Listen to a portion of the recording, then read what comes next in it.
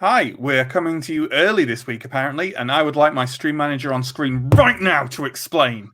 I'm so sorry. There we go. John, seemingly immune to chat comments, me yelling, everything. So we're with you early, and it's fine, and I didn't have several things I needed to do before we started. We can leave and come back. It's still early. No, we can't, because we're trying to be professional. So we're with you. Thanks, John. John's going to be with us all evening, stream managing, or not, as the case may be, and helping us out backstage with stuff. I'm just making John feel bad now. It's cruel. Welcome to Telling Tales. Off you go. Off you pop. Go on. Welcome to Telling Tales, everyone. We make atmospheric role-playing games for you here on the internet, and you tune in and watch them sometimes. We're playing Symbaroum tonight. It's dark fantasy from Fria Ligan Games. And hopefully you're up to date on it. If not, we have links that may interest you that are down below. We've got a bunch of social media, which is usually but not always Telling Tales RP. We also have a YouTube, which has the VODs of all the episodes up to date. And we have a Patreon as well, should you feel like supporting us. I don't know why you would, but should you, then it's there. We've got another series that's ongoing as well. On Tuesday nights, we've got Vampire the Masquerade 5th edition, London Ascendant. That's at the same time, 8 o'clock GMT every Tuesday. And we've also got a one-off coming up on February the 6th. It's Alien, also from Fria Ligan, and it's like a longer form one-off story. And that'll be really good. You should tune in for it. But you're not here to watch me talk about that kind of stuff. You're here to watch some Symbaroum. So let's get it rolling.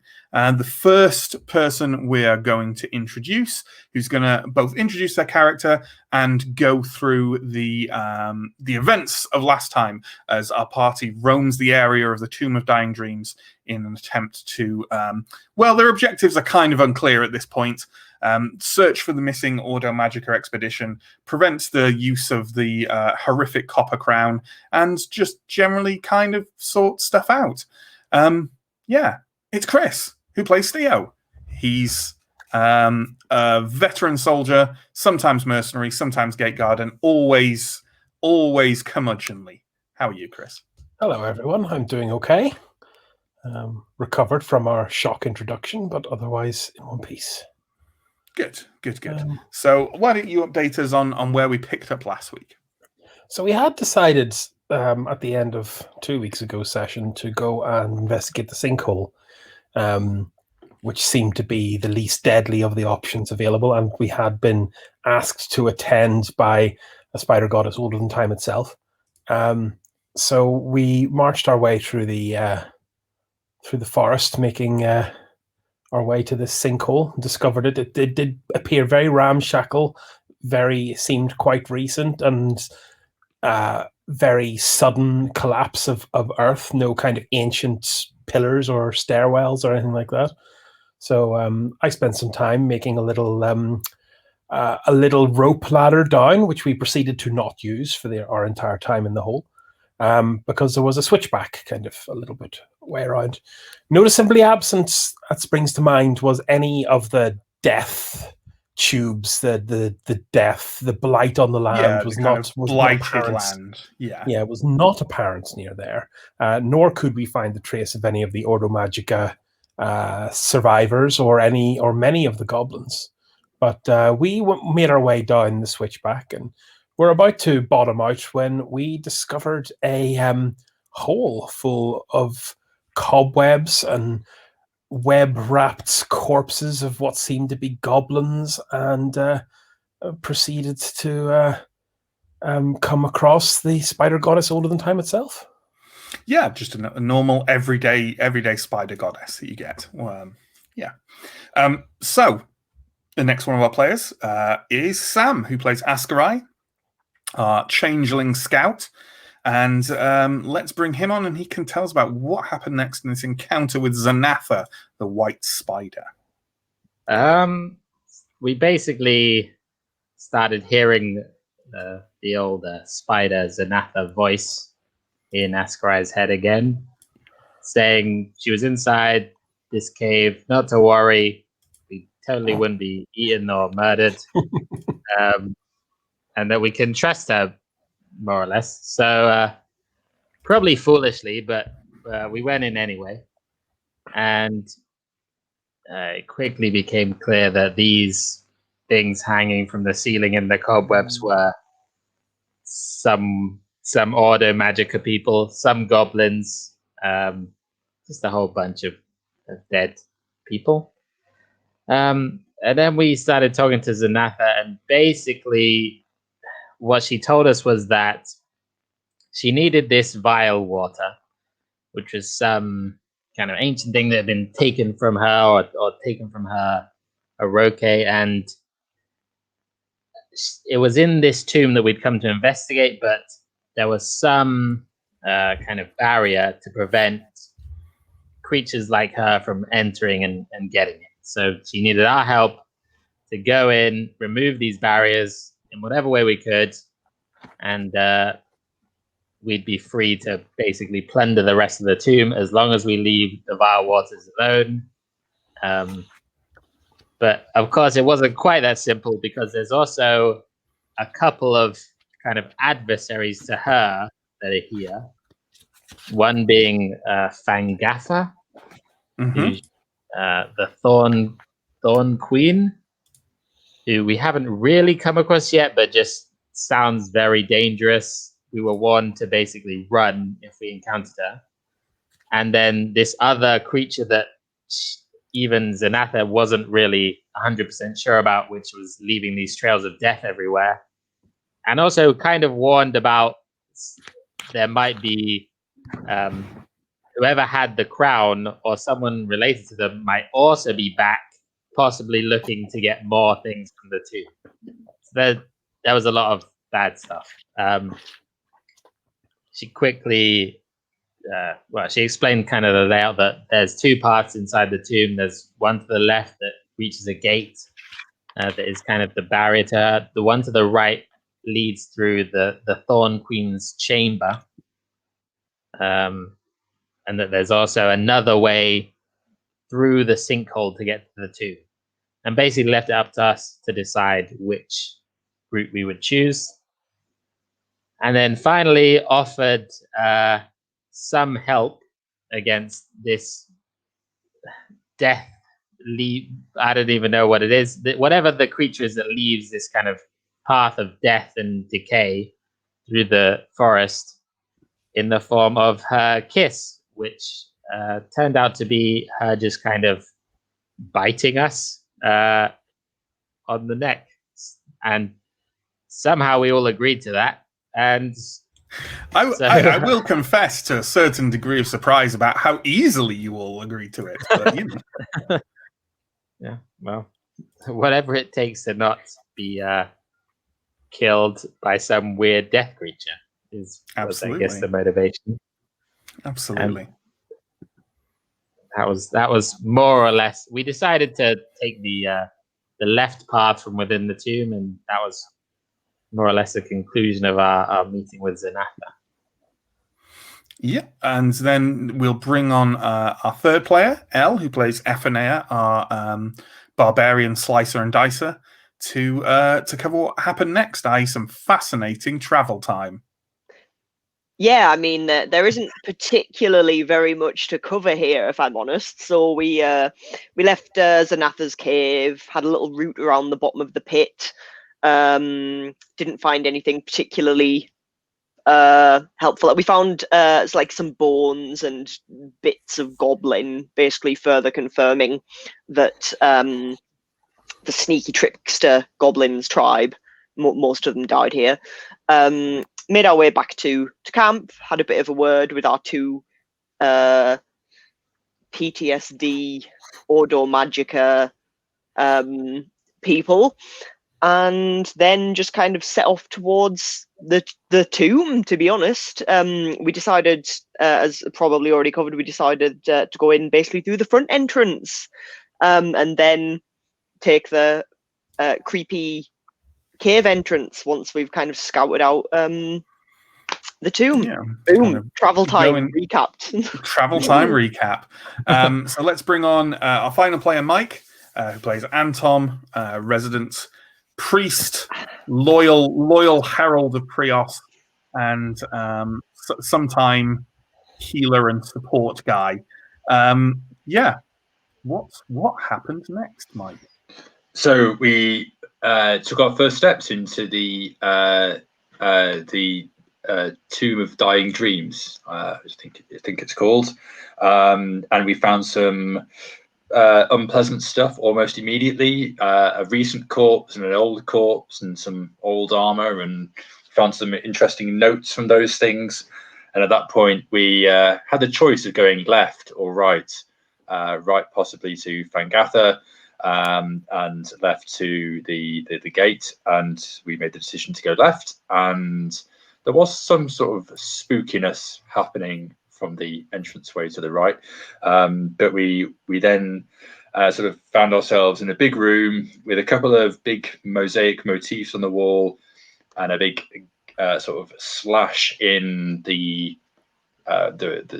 walls of the tomb at the end that's covered in a gate, and a lot of nasty human remains about. And we can, in fact, even pop up Anton's map of this, if we were so inclined.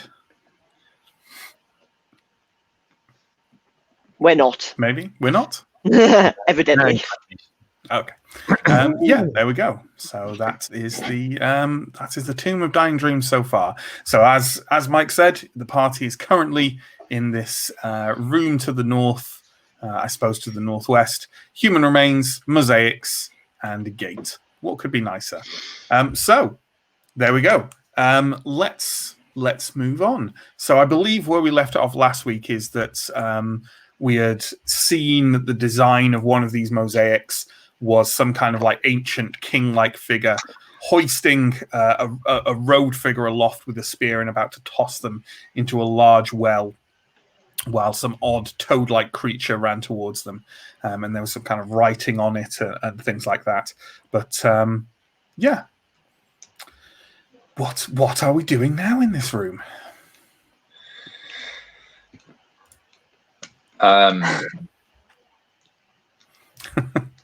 Well, is anyone? There are the human remains there. There's the gate. There's a mosaic. I believe Ascarai had kind of taken in the kind of mosaic that was that kind of image, but hadn't kind of tried to investigate the writing on it. And I think there was another mosaic on the other wall that Ascarai couldn't make head nor tail of, but maybe someone else will have better luck with it.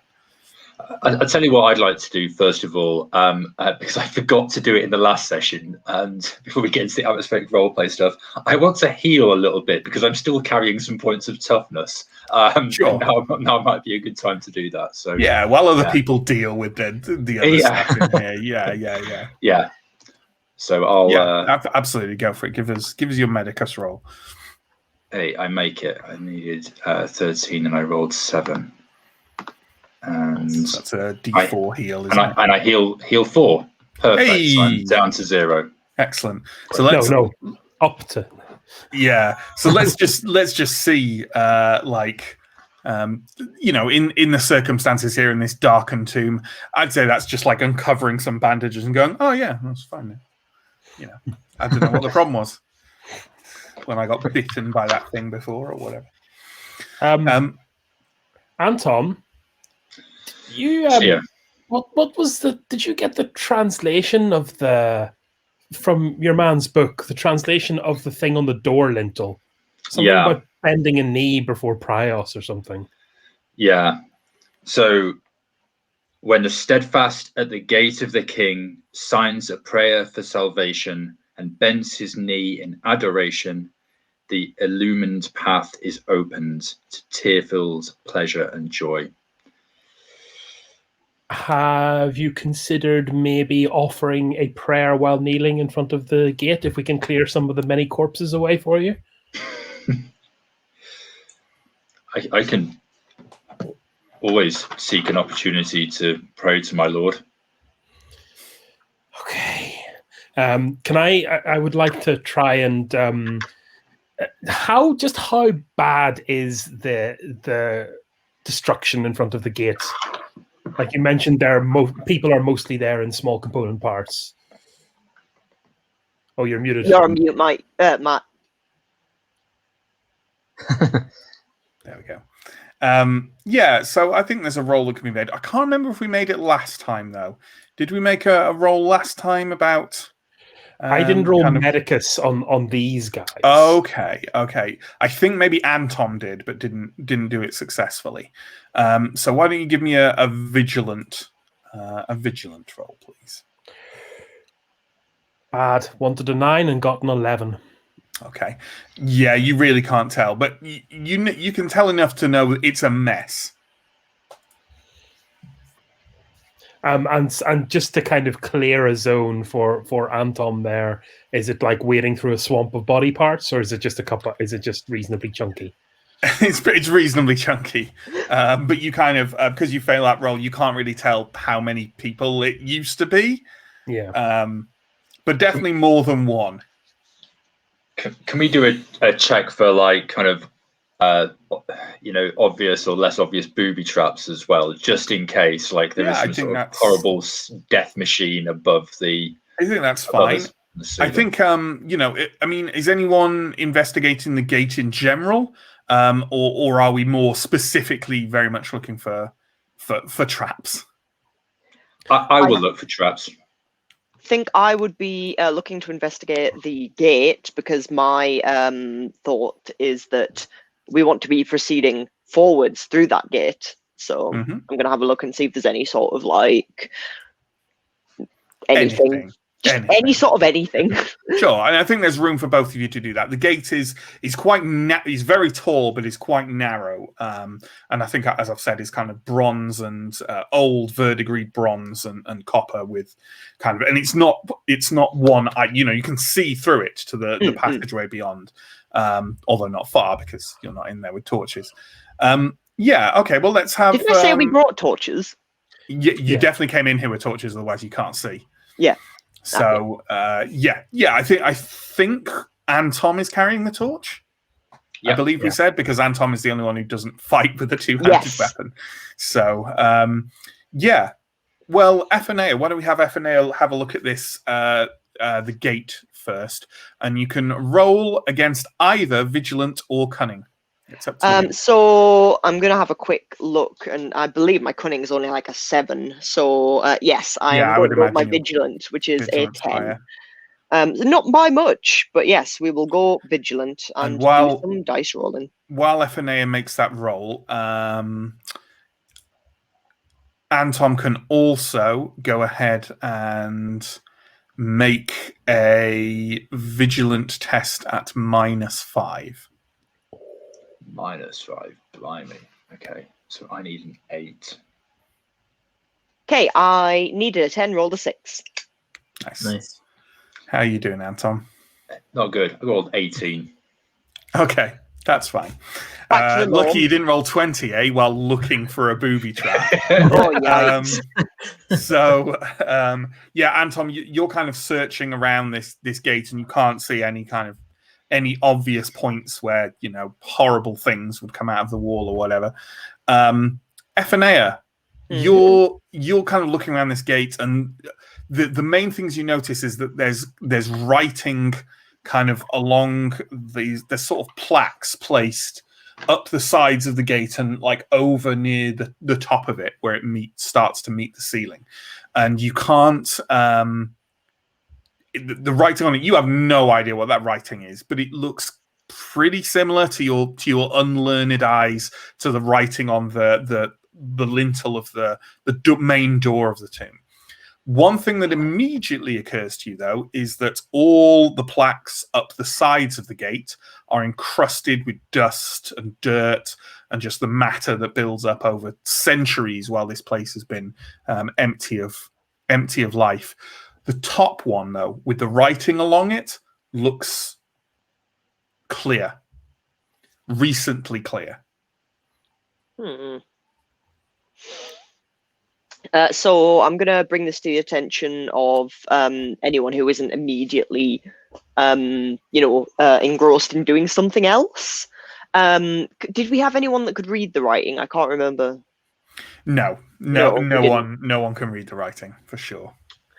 All right, cool. So yeah, I'm gonna bring the attention of it to Steo and Ascarai, because Mike's obviously busy. Anton is busy doing his thing, and look, I'm not sure what this means, but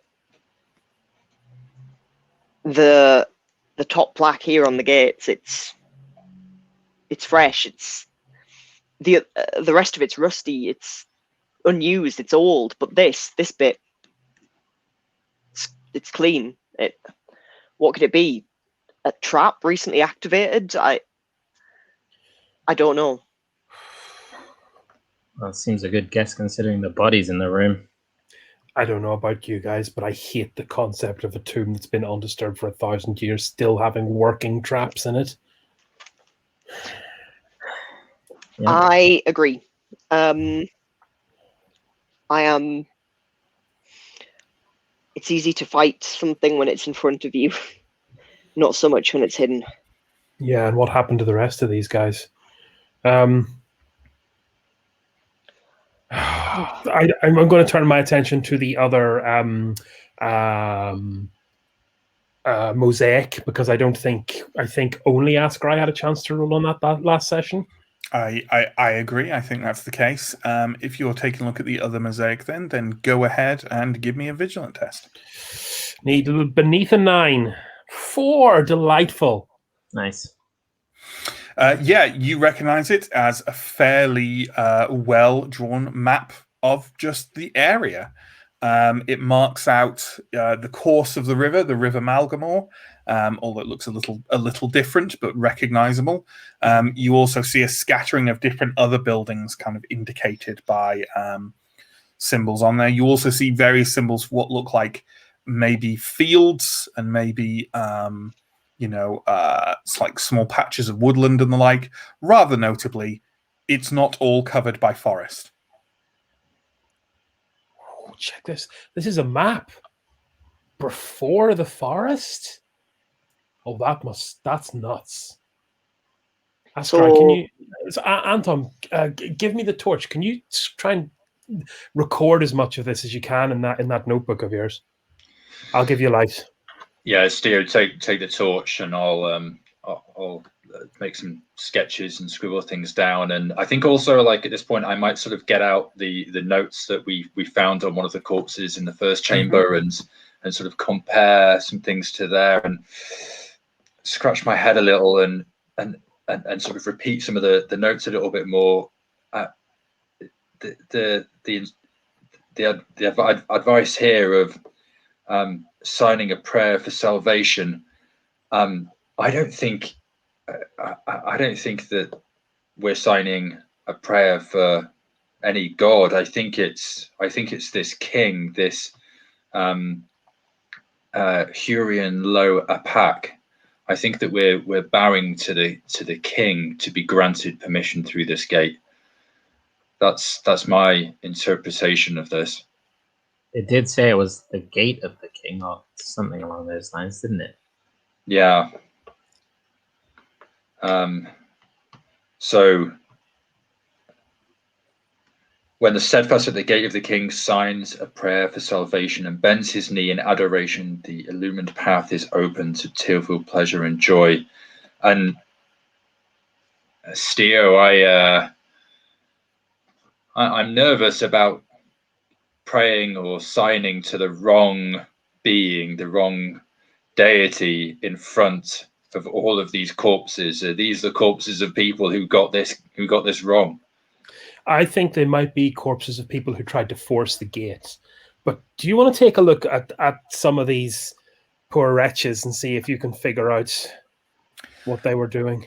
I think, and correct me if you really think I'm wrong, I think we had at least one roll to try and figure out what had happened to those corpses last week. I think we did.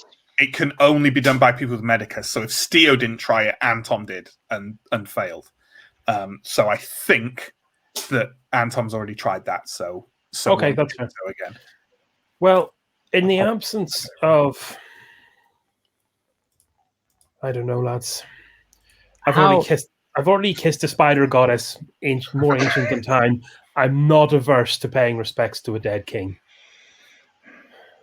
Could the illumined path, could that be something to do with the fact that this plaque still is new and shiny compared to the rest of the gates? Could that have something to do with it? Yeah, Perhaps? I've a number of theories. How about you guys? I'm not cut out for all this brain work. Just give me Do you something want to to fight. just back up to the corridor 2 seconds? Like maybe I am being paranoid, but if you're gonna be paranoid, do it in a millennia-old temple to a forgotten king. I just want to see what happens if I give my respects to this guy. Okay, I trust you, Steels. Stay safe. Remember me fondly if this goes wrong. I'm sure it won't. For some reason in my head, Steel's like, okay. Go ahead. Okay, so I will. So, is there a space that isn't covered in corpses in the room where I can kneel down, relatively central, facing the gate? Centrally, certainly, all the corpses are over near the gate. Okay, so back a decent centrally to the room. I will kneel in front of it and go to Shuri and Alo Apak. I bow before the tomb of an ancient and great king, and I will make a really very unpracticed sign of Prios as well. Sure. And how long are you waiting? A matter of seconds. Okay. Nothing happens very shortly. Stand up. I'm still alive. And the door's still closed. Could you perhaps... Maybe we're meant to do it for longer? I mean, that was obviously... If we're meant to offer and show our devotion, I guess... I mean, what? Anton prays for long times, or he's lying to us about what he's doing. That's not fair.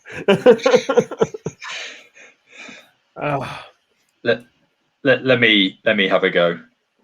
I'll bend my knee in front of the gate and actually maybe look over to the mural on the wall, and I will sort of make a more sort of a pleading gesture, and yeah, I beg of the Hurrian Lower Pack, grant us entry into your tomb, such that we may appreciate the wonder that you brought upon this land, and yeah, a few more words along those lines, and I will remain in that position for a good while longer, a few minutes. Sure. Anton's internally just very sick to the stomach right now. I mean, I can absolutely say, I'll just ask, how long are you staying in that position? Because that determines when something happens, either something you stop kneeling. Okay. Well, a couple of minutes, I would say, before getting up. Sure.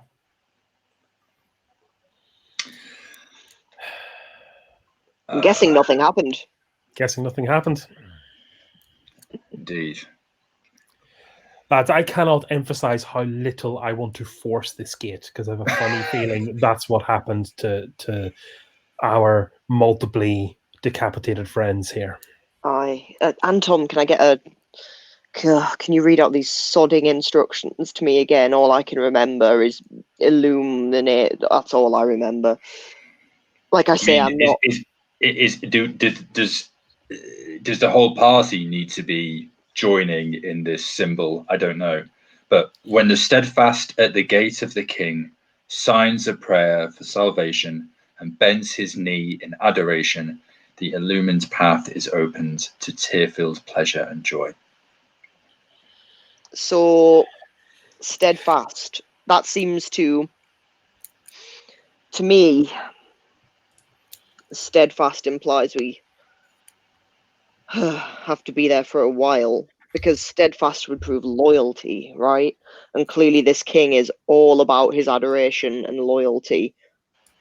Perhaps we're just not doing it for long enough. Perhaps also it's less magic than we think it is, and we should take a careful and closer look at this gate.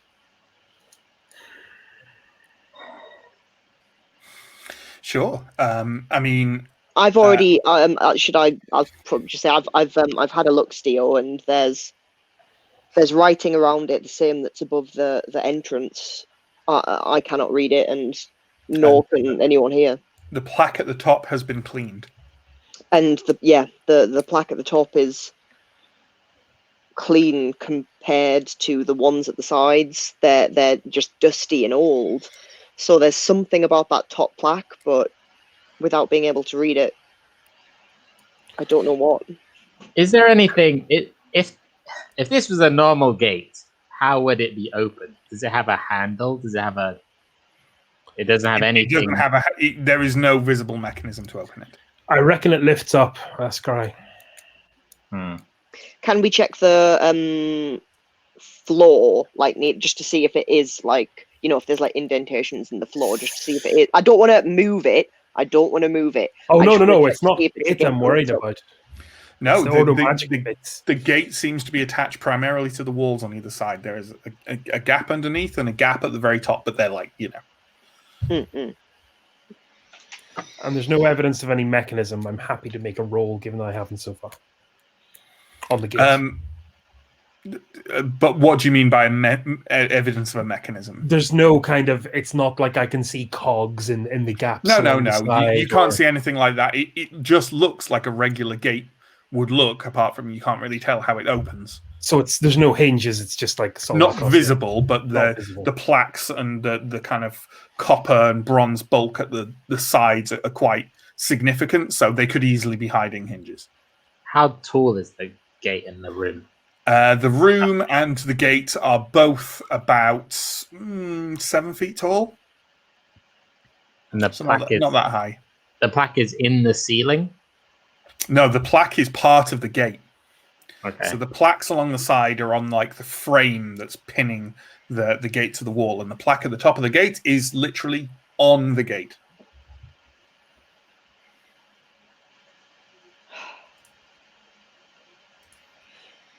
Right. I'm just going to. And all like both the dirty plaques and the clean plaque have writing on them. I'm just going to kind of brush, not like in a rude way, but kind of move past Steo and Tom, and just kind of right. I'm gonna try this stupid prayer thing one last time, and I'm gonna kind of position myself so that I'm almost like in the center of, like, where the plaque would be, sort of thing. So I'm like, staring directly at this stupid plaque, and keeping a close eye on it to see if it does anything. And I'm going to very clumsily mutter some sort of prayer to this king and try and do the prior symbol. And I'm just going to get down on one knee, with Black Gift like on the floor, and I'm just going to lean on Black Gift, cool, yeah, for like a solid. I'm going to do it for maybe like. Sorry if I can interrupt. Everyone can do as many precise variants of the thing you've already done as you want, but it won't change what happens, which is nothing. So Okay. You can do all this stuff, but I'm just wary of us talking lots about it, because that is why I'm making this the last time. So I'm gonna do it for a whole 10 minutes. I was And looking then- forward to 2 hours of praying to Hurian love. Yeah, and then when inevitably nothing happens, I'm just going to get frustrated and kick a wall. I can imagine that in this situation, Anton is staring at the instructions, feverishly trying to come up with something. And you know what? I'll I'll give you guys not a freebie because I'm going to ask Anton to make a roll, so it's more or less dooming you to failure. But Anton, can you give me a cunning roll, please? Can. And you know what? You've been looking at this for a while. Why don't you give me a cunning +2 roll? Oh, humiliation. Okay, so I need 13, and I've rolled a 6. Okay. Wow. Nice. It occurs to you, 2 things occur to you immediately. Number one, you're fairly sure the inhabitants of Symbaroum did not worship Prios. Yeah. Being as Prios only really started being the Ambrian god about 30 years ago. Yeah. And secondly, you can't help but feel that the word sign, signing a prayer is not the same as saying a prayer.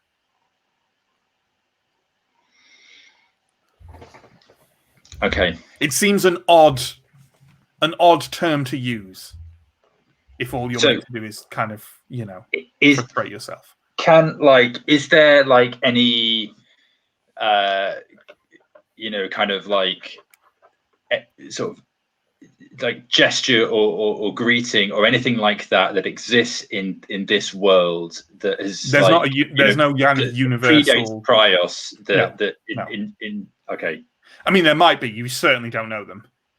So I'm going to go back over to the mural, I guess, and have a look and see what the characters in that mural are doing and whether anyone is making a sign or a gesture or anything like that. No.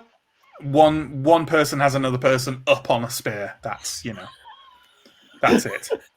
It doesn't look like a religious act. Well, some religions, I suppose. Take that, religions. Well, I'll call over to Anton and just be like, any luck, priest? What are you searching for? I don't think that we're bending. I don't think that we're praying to Prios. I don't think that the symbols of Prios will work here. I don't think that they hold any water here. I'm coming back to the phrase signs of prayer. Signs of prayer for salvation.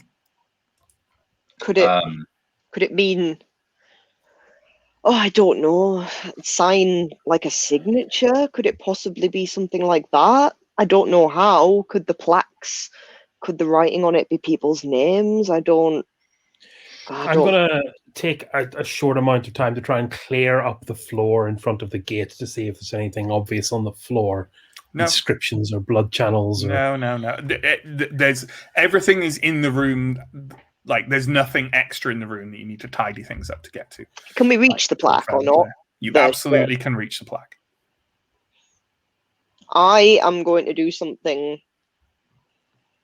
unwise. Probably unwise. And I've gotten stuck on the idea that it needs like a signature. So I'm going to with my dagger just quickly slice my hands. There's a bit of blood. We don't have a parchment. We don't have a pen, and just very clumsily and shakily write my name on the plaque, and again say it's in the name of this king, and that he has my devotion or whatever. To see if that does anything. I take it everyone is kind of paying attention to this. Yep. Okay, then can everyone give me a vigilant roll at -2, please? Fucked it for us, guys. Believe it or not, FNA's rash decision making has once again landed us in shit. Am I doing it as well or not? Yeah. And you know what? You couldn't have a vigilant roll without a penalty. Yeah, I need that I failed. I needed a 10 and I got a 12. Who succeeded? I needed 11, got a 7. Okay. Askarine Anton, as FNA is daubing her name in blood on this plaque. Nothing seems to react to that act itself, but you notice that whenever FNA's finger passes over, because the writing on it is like indentations, right? It's been hammered in like with a chisel or some manner of thing. Every time Ephenea's finger passes over those indentations, they ever so slightly and ever so briefly, like there's a fire within them, kind of like it's heating, and just a slight, just ever so slight glow appears on the verdigreed bronze of the plaque under the fingers in the indentations. Gonna look around. Nothing's like coming out of the walls at you or anything. Nothing has happened apart from this. Can you see the symbols they're lighting up when you touch them or when you're near them? Let me check, and I'm going to wipe my hand a bit on my cloth, and I'm gonna quickly, before I do that, I'm just gonna grab like a bit of cloth and tie it around my hand. It's not that much of a wound. No. And run my hand like along the plaque slowly. And so you're not? Are you actually doing the writing, or are you just kind of testing? No, I'm not doing the writing this time. I'm just like, yeah, it is noticeable every time, not the plaque as a whole, but in the indentations. Every time your skin passes over the inside, like the depth of an indentation, that part of the indentation kind of just very briefly, like goes a slight visible dull orange, as if there's a heat inside it. This must be the way. Or it must be something. I mean, this must be something to do with that illumined path. I mean, it's glowing. Are you tracing every symbol, every character on the? Ephenea was just running her finger across in one swipe. But if Anton suggests she does that, she'll do that. Okay. So. As you do it, you see that, like, obviously there is a slight glow left behind as you trace each letter into the plaque, and there is a slight vibration to the air. Well, it's doing something. How far through have I finished the writing? It won't take long to do. There's only about 10 symbols or so. I'm going to say, just give me one moment. I just need to finish and continue to do the writing until I've done all of the symbols. I will draw my bow.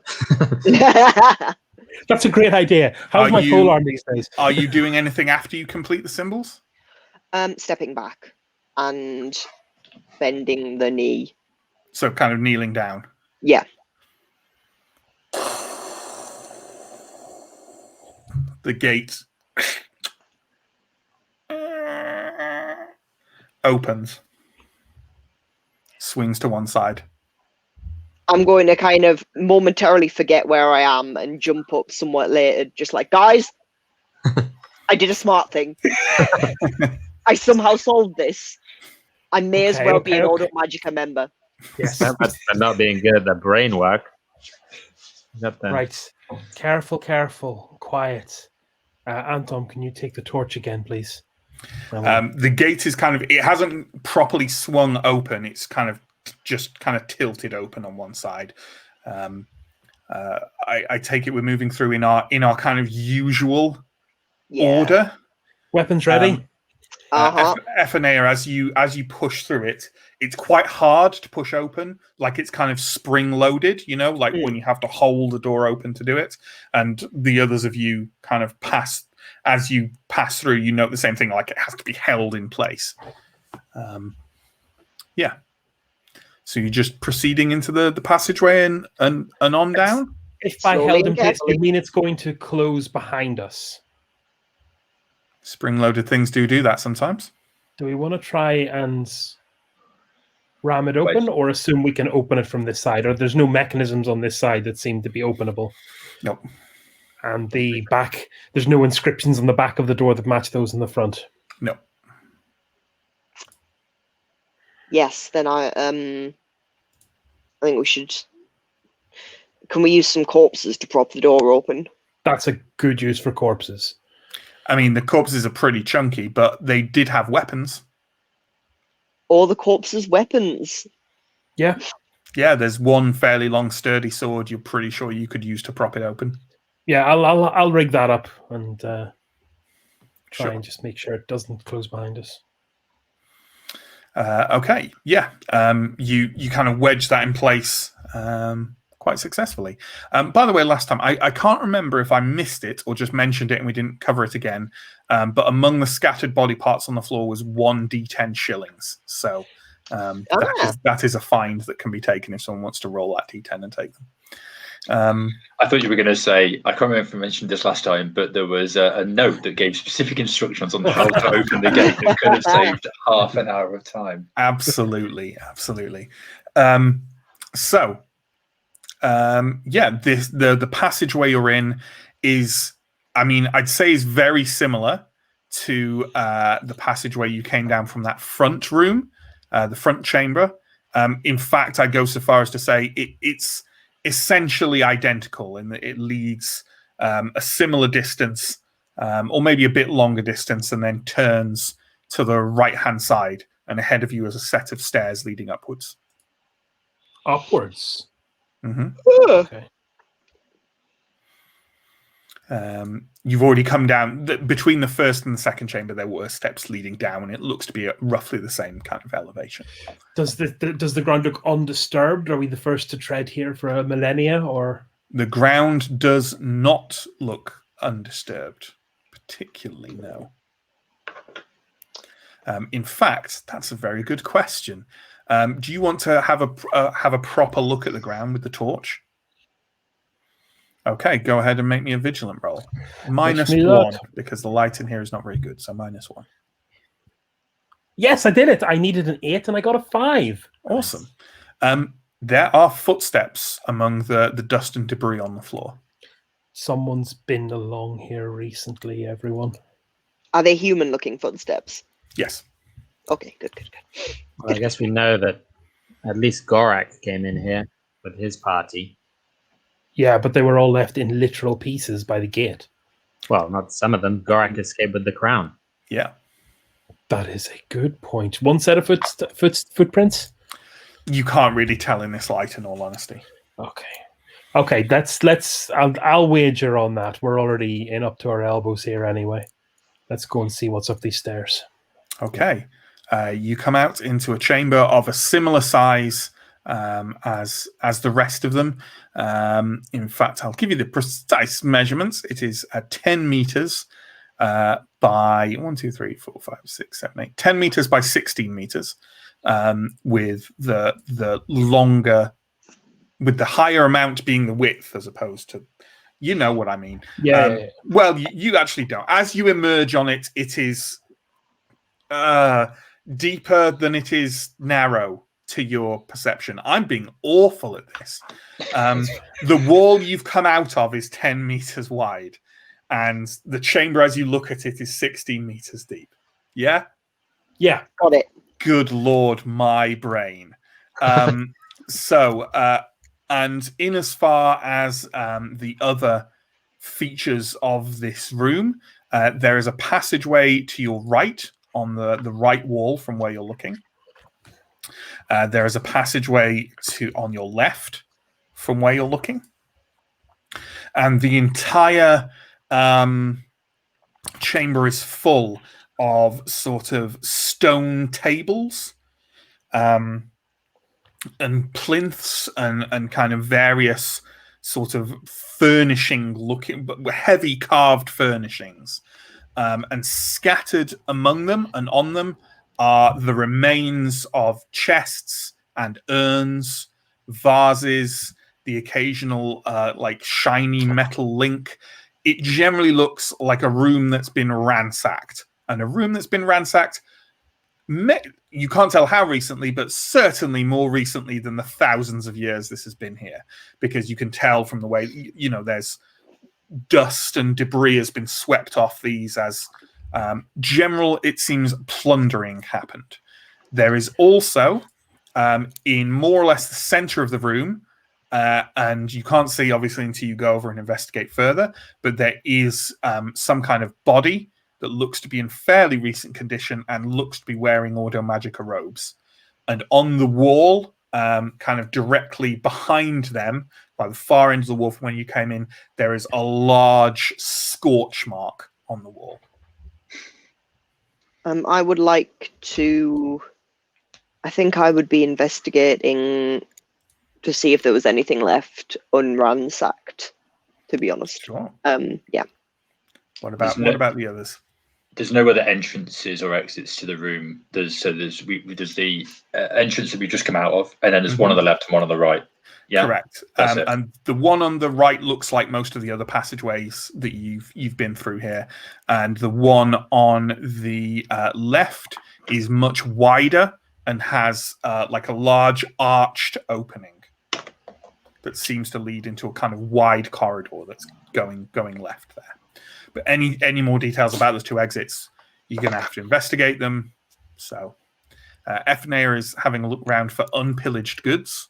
Her priorities are sorted. Yeah, no, that's understandable. What is Askarai doing? I'll take a look at the scorch mark first, maybe the scorch mark. But I also say out loud to the whole room, it occurs to me that the gate we just passed was the one thing stopping Zanatha from coming through here, and possibly her adversaries. And we have now wedged it open. So we also know that Gorak made it out of here in one piece as well. I'd be okay. Sorry, you go ahead, Steele. I'd be okay letting that door shut now that I've thought about it a bit longer. Askra, is that what you were thinking? Either that. No, I was thinking we let her know that we've broken. We're here for Zanatha. If that's her end of that we're no longer indebted to her. I mean, not that we were anyway, but we're no longer having to work for her, as it were, if we have now sorted the gate. And if we think about it, as much as I like slaying demons and all the other shite we've faced on this journey, if she gets through, I don't fancy our enemy's chances against a millennia-old spider goddess. It could help us. That is true. I didn't contact her. Like, you seem to have some sort of mind link with her. I don't know if... I don't think I can from this distance. I think the only reason I could from the goblin's stronghold was the circle. And even nearby, it was more difficult.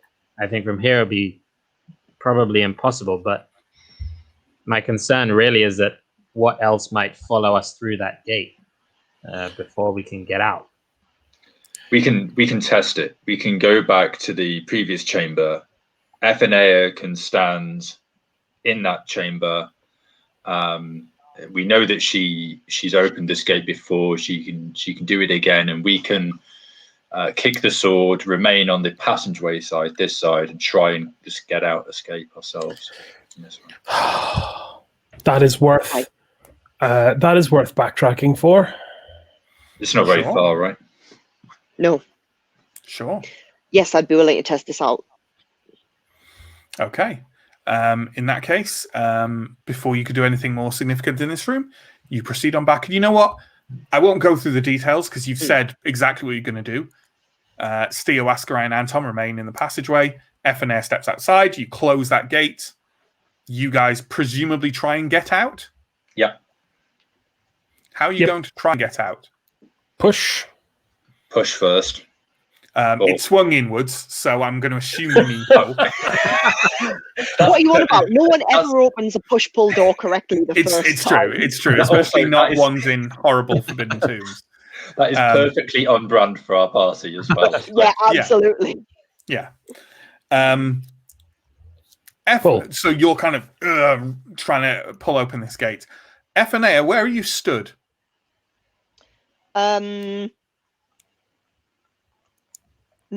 Kind of, I guess, where I was when we were trying to open it.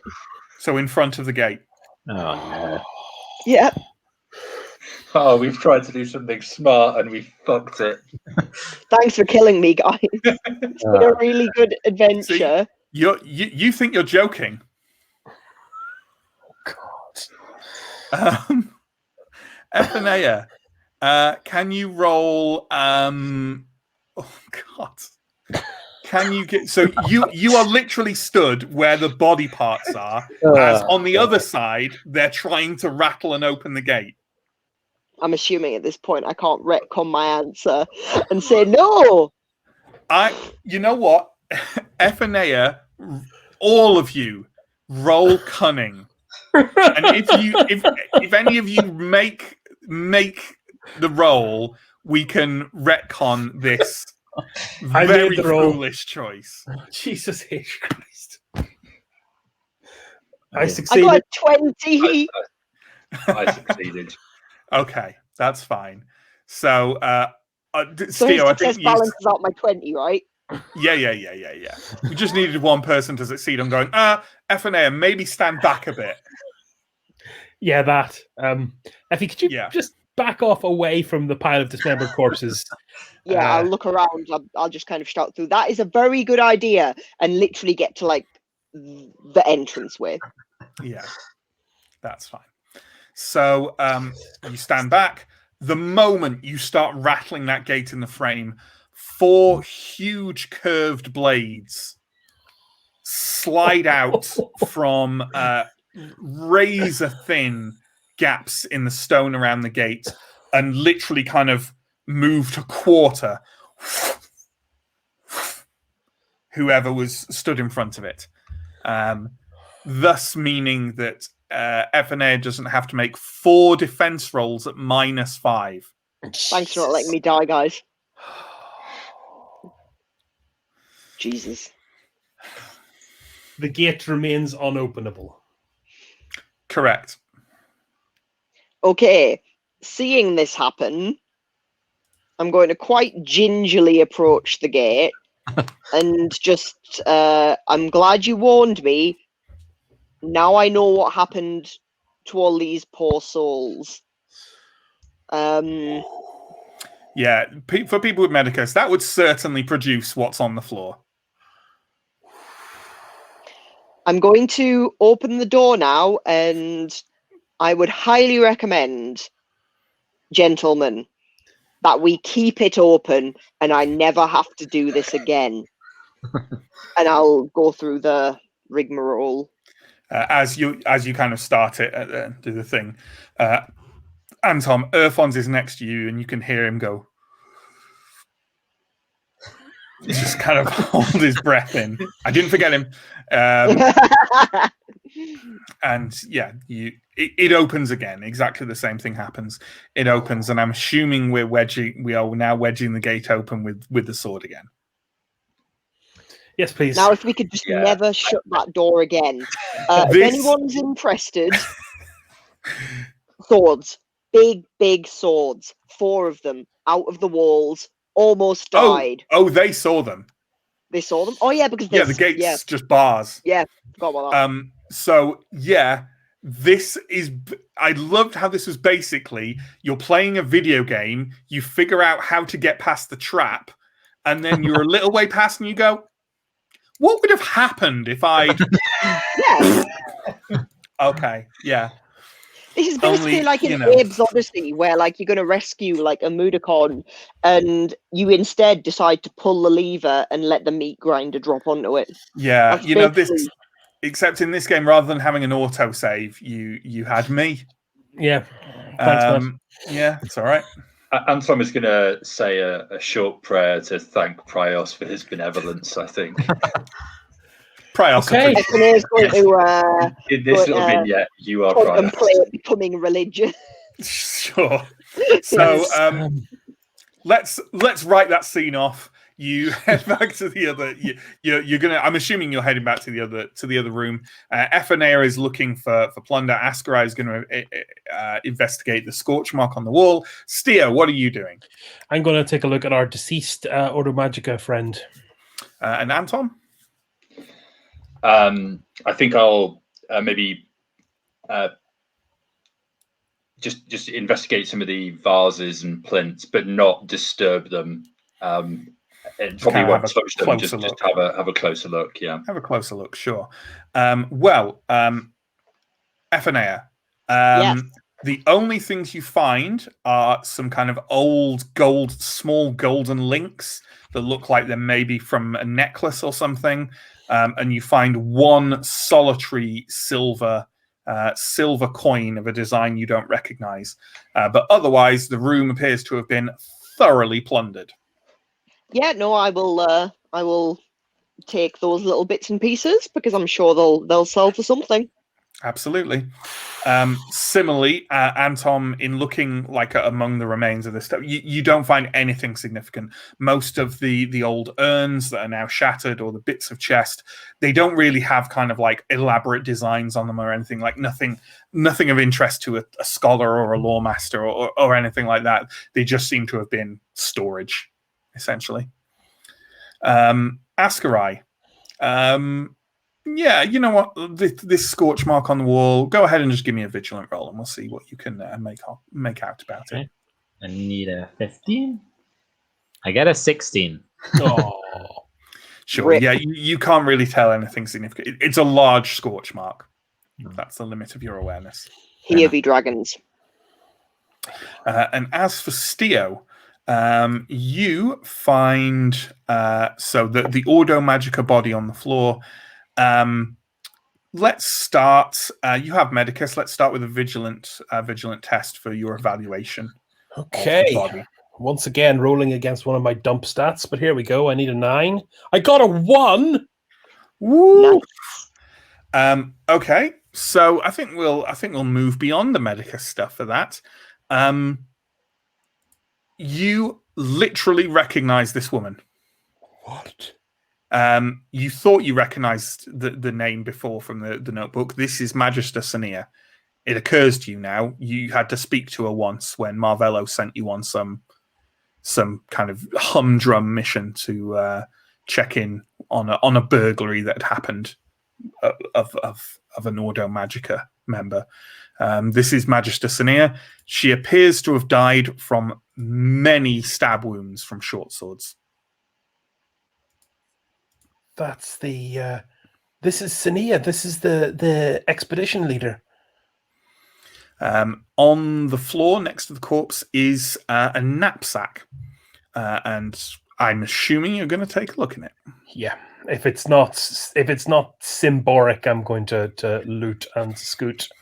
Absolutely. So there aren't that many things in it. There is a leather case that seems to be filled with very fancy and expensive looking exploration tools, brushes, wire brushes, chisels, a magnifying glass, things like that.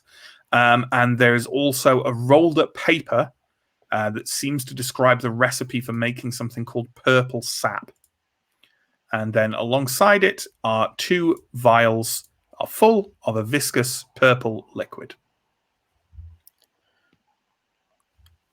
Does anyone know what purple sap is? I mean, I don't know what alchemy, purple sap is, but do you think it has, considering the proximity of this note to our surroundings, it could be something to do with these purple flowers? I was thinking that. I was actually thinking that. Maybe this is some kind of... Well, I mean, if the flowers resisted the creeping death, then perhaps this does the same thing that our spider kiss has done for us already. Still? I prefer that. Not the kiss, the kiss was fine. Wow, Sania stabbed as well. So this must have been Garrick. So, but Garrick didn't go with the Ordo Magica. Gorak was here almost a year ago. So someone else eviscerated the poor woman. Who would have been in here to stab her? And it was Gorak's crew that got eviscerated at the gate. There's weird timelines happening. I'm not quite sure how to sort all these events properly. But look, I'll keep these safe. No purse full of thaler, unfortunately, which you tend to expect off these auto magic and bigwigs. But look, oh god, I knew her. Like I did work for her. Aye, well, she's resting now. She's hopefully in a better place than this hellhole. And if you like, Steel, we can drag her body out on the way back. I Give her a think proper burial. let's make sure we're alive. We all end the day alive before we tend to the dead. Is anyone taking the items in the knapsack? 100% me. Steer is okay. Yeah. Okay, that's investigation. Is anyone investigating the passageways, or what are we doing now?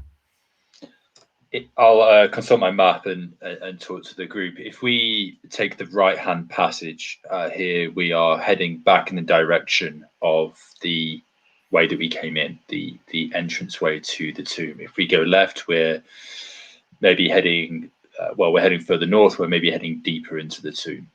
Have you got? Can you hold your thing up to the cam? Let's see what Anton reckons. Yeah, spot on. So you're in that top chamber there. Okay, so I mean, we're here to investigate. If we think right leads us towards back towards where we came, it makes little sense to go that way. Plus, from what we heard from Zanatha, right will probably lead us to a run-in with this Fangathar or whatever. And you know what? I've had one near-death experience today. I really don't fancy another. I agree. I think left seems to Playing take the us wrong deeper in. It's true. Yeah, I That's concur. where we want to be. Let's go further in before we make an escape. Okay. Are we employing any? And I realize I'm close to hinting at stuff. Are we just going into the, or are we kind of investigating the passageways in any way? I remember kind of what are we doing? Are we just going straight up? Basically, I am very after what just happened in the previous chamber. I am now very cautious when it comes to proceeding through this this tomb. So basically, I'm going to just kind of look very closely at kind of lots of things while I'm making my way through. I'm going to be doing it very slowly. I'm going to be investigating because these things came from like almost invisible holes in the walls. I'm going to be, investigating, like running my hands like across walls, see if I can I can sense any like drafts. Sure, but this is around that northern arched passageway, right? Okay. I'm going to look and see if there's anything like inscribed in the like the archway bit. Yep. You just need to tell me you're looking for stuff. Yep. So the first thing to note is that as you get closer to this northern archway, you can see that there is a red stone tablet placed above the archway. Carved into the tablet are cuneiform symbols, flanked by armed warriors with swords raised. So I'm just going to try and trace them with my finger, just replicate what I did in the last passage. Don't think it's going to work, obviously. Nothing happens, no. Oh, yeah. So what are they flanked by? It's armed warriors with kind of armored warriors with swords raised. That looks like a don't enter sign to me. Mm-hmm. Can I check down the path? Is there evidence of footsteps again in the?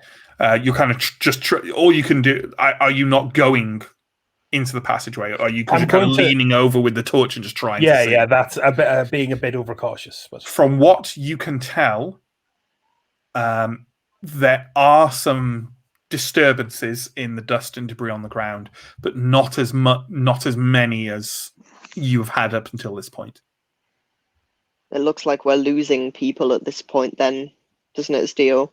At this point, people are dying off in their expedition. I think we're only going to find more bodies here on. So, we've options. Do we take the hint and go back to Zanatha and let her know the way is open and try the underground passage, or do we try and go one more room down this corridor? Honestly, at this point, I'd rather fight enemies I can see. I'm all for letting Zanatha know that we've opened the way for her. Hopefully she'll clear out some enemies for us, but I can't fight against what isn't there. I would question whether we've done enough really to allow Zanatha in. She didn't just ask us to open this gate, she wanted us to break some kind of barrier for her in some way. I'm not convinced that what we've done so far will be enough. Ascarai has definitely remembered it right. There is a barrier to things that are spiritual or partly spiritual entering this tomb. You suspect that's not the gate. All right, well, press on then, I guess. Yeah, I was going to say, look, I'm a bit curious. Maybe it's too much. Maybe it's the old Ambrian in me, but down one more set of stairs. What would you say, holy man? Yeah, I think the good news is that at least maybe we've completed our task for the Ordo Magica. We can give them a better picture of what's happened here now. That's a good point. True. We could just go home. But we're not going to, are we? Because we're stupid. Well, I mean, I think it's less about being stupid and more that we've agreed to do something for a giant spider goddess. And while she may have promised to not harm us, I'm not sure she won't go back on that if we don't do what she asks. Yeah. Erfons nods and says, and while I do commend you all for your remarkable lack of avarice, it does seem rather foolish to have come all this way and go home with nothing. Oh, come on, Erfons. Last time a guy left here with a cursed hat, I'm not sure I want to be that next guy. Come on, though, let's go and find out what's down this danger hole. I mean, in hell, if we're the ones with the cursed hat this time, at least we got something out of it. There keeps being talk of stairs and holes. It is just a straight passageway. Sorry, yes, my bad. So proceeding down it, same order as we would before. Mm-hmm. Weapons out and ready, please. Very, very cautious. Yep. So I would say that not all of you have even left the room you're in before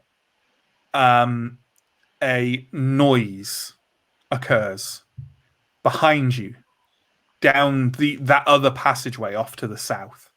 Not the one you came from, the one you didn't investigate. The one going to the right. Mm-hmm. Yeah. A clacking, an odd, like, little roaring sound. Not like an animal, but like, just a roaring sound. And then a clacking and a creaking. And then the sound of metallic footsteps jerkily making their way up that passageway towards you. I'll turn around and aim my bow down that passageway. Okay. I think we should try and get to the end of the passageway first. At least that way we've got as much of a choke point as we can, because this is a narrow passage. We want as much space between whatever the hell this new horror is and us before it arrives. But who knows what's down this passageway? We could just run into more of these things. That is also true. I agree with Ascarai. We have an escape route if we need in that room. I think that conversation is enough time for what stalks you through the tomb to become visible to you. So stepping out from the shadows on the edge of your torchlight opposite. In fact, it becomes somewhat visible before your torchlight hits it, because a dull, fiery glow appears in that passageway, and stumbling out of it jerkily with two short swords raised in a ready position is what appears to be a suit of ancient armor inscribed with odd fiery runes, and all that is beneath the armor, no human form, no kind of visible ghost, no inhuman monster, is just a hovering, flickering flame that's You can see between the gaps between the breastplate and the greaves, in the gap in the faceplate of the armor, reaching as a neck. But it's not a humanoid figure made of fire. They're just odd, floating, flickering fires that seem to be animating this armor. Further back in the passageway, you can hear other clacking, creaking sounds starting up. But for the moment, it is simply you in the chamber, and on the other side, this glowing armored guard. Let's go into combat. Excellent. Because you're not talking to it. John's got it's got the things for these guys. So that is their thing. And it is a move and attack away from the frontmost of you, which I'm assuming is F&F, because let's be realistic about this. So, with that in mind, who is first to act here? You know what? Actually, now that I've said who is first to act, I think from the fact that Ascarai said that he had like his bow drawn and readied, I think we can make because there's an option for ambush, isn't there? Essentially, which is Did I not note this down in my cheat sheet? Oh, sure I did. Yeah, when attempting an ambush, roll discreet against a vigilant modifier. Yeah, I think that's fine. So I think we can, because I think it's fair to say, Ascarai, that you're going to just shoot this thing, right? Yes. Yeah. Why do you give me a discreet roll against its vigilant modifier, which is 0. Oh, just give me a discreet roll. Nice. See if you can get a shot off. I got a 4, so I made it. Okay. That's great then. I think that's absolutely fine. Yeah. And I think that's fine. You know what? Get a free shot off there. Okay, cool. That's fine. What is the modifier for hitting? Oh, for the defense, it's a +3. A +3. They are not speedy things. Okay. I will just fire immediately as it becomes apparent what it is. I got a 15, which is I needed 18, so I made it. Absolutely. Give me that damage roll. Okay, and this was a D10. Got an 8. Okay. Your arrow clangs into the kind of the open faceplate of the thing, right? Of this sort of hoplite style helmet, like an ancient Greek helmet. And your shot kind of clangs in, and the helmet tips off to one side and clatters along the floor, and the runes on it kind of die out to dullness. But the main body of the thing, with the dull flickering flame in the in the neck hole of the breastplate, is still staggering forwards, kind of not like that, like I just did, not like a cartoon robot. So yeah, you seem to have done something though, but clearly not enough. So let's move into the initiative order, and Ascarai, you go again, right? So are you going to take another pot shot at this thing? I definitely will. I'll probably take a step just to make sure everyone can get out of the passage we were kind of beginning to head down. Mm-hmm. Make sure I'm not in the way of anyone, and just shoot again. I'm quite encouraged by the fact that it did seem to have some effect, at least, against this thing. Absolutely. Yeah, make your extra attack then. It's a +3 again. I got a 13, which is enough, luckily. So I'll roll another damage, which is a D10. And I got a 5. Okay. Your shot kind of mostly ricochets off the thing's breastplate, and it definitely leaves quite a dent. This is old armor, and bronze and copper armor doesn't really hold up that well against steel and iron, but it's certainly still coming. So are you going to do anything with your movement action? I guess you already did by backing up a bit behind the just group. making sure I'm not in the way of anyone trying to get out of this passageway. Sure. Ephenea. What is Ephenea going to do? You're on mute. Who knows? I mean, Who there knows? could be a chance she's going to enter a barbarian berserker rage. Seems unlikely. Possibly. So obviously that's going to happen. With her movement, she's going to kind of close the gap as much as she can between the rest of the party and this creepy fire armor. Let's call them glowing guards. Yeah, I like that. It's better than It's creepy what they're called in the armor. book, so. I thought you were just being cool. And No, gonna never. roll to hit. So what is it? Yep, I've got it's a roll to hit at +3. +3. Fantastic. Yes, I make it. So with my +3, I needed 18, and I rolled a 15. Awesome. So you would have made it even without the +3. So give me your hideous damage roll, please, Ephenea.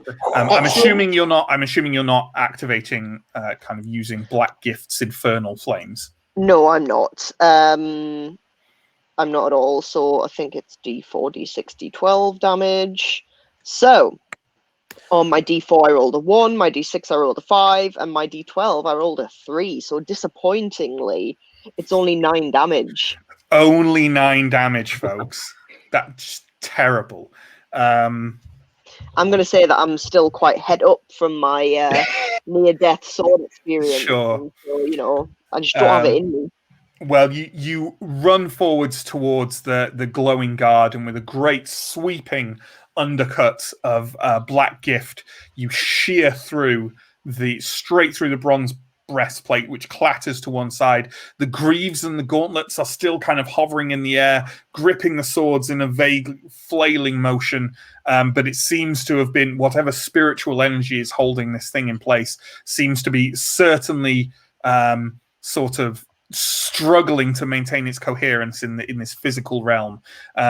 Translated, you got past its pain threshold. So would you like either a free attack or to knock it prone? Yes. Free attack. Yes. There we go. Yes. Go Right, for it. so I'll roll Another hit attack roll. again. Do. Yes, I hit. I got a 13. Mm-hmm. So my D4 has given me Feel free to roll the damage. It's not going to make a difference, but feel free to roll it anyway because it's always fun to D4's hear given me a Ephenea's damage 3. results. D6 has given me a 5. And so I've done 13 damage in total, a 3, a 5, and a 5. You know what? This is great. So This makes up. with a roar, kind of you've swept underhand across it, and you just come back down again and break apart the gauntlets with one great sweep. The greaves clatter to the floor, and with a kind of whistling hiss, the glow of the flame dissipates. And all the armor is clattered to the floor in front of you. And ahead of you down the passageway, and now that you're closer, you can see the glow of other guards coming your way. And a quick, even in your berserk state, you kind of register that there's at least you can see 3 forms that look exactly the same, kind of jerking out of the darkness with short swords raised. Okay, so is it a free action? I'm just going to shout to the guys and let them know. I'm just going to, guys, get ready. There's at least 3 more. Okay. Because of course there is. I fucking hate magic. So it's their turn now, and I don't think they can get to you in time to attack in this round. So they're basically going to emerge from the passageway, and there are indeed 3 of them. You, Ephenea, you can see more glowing down the passageway behind them, but because they're kind of in your face, you can't tell how many there are. But yeah, there's 3 of them now in the room, and they're moving towards you. One of them is, none of them are close enough to engage yet. One of them is moving towards Ephenea, and the other 2 seem to be aiming to basically move past Ephenea to other people. So yeah, Steo, what are you doing? I am going to move Our good route of escape is on the right side of the room, as it is As from you our are position. facing now, yes. Yeah. So I'm going to move to engage the one who would block that route soonest. So the one kind of coming out around the right of Ephenea. Yeah, sure. Yeah. Sure. Now your polearm mastery it applies whenever you engage someone as well. Yeah. No, it's only if they you are come into my engaged. zone. Yeah, I don't get a double go here, unfortunately. Okay, no problem. So you dash over and try and strike the guard on the right with your polearm. So it's a defense +3 attack roll.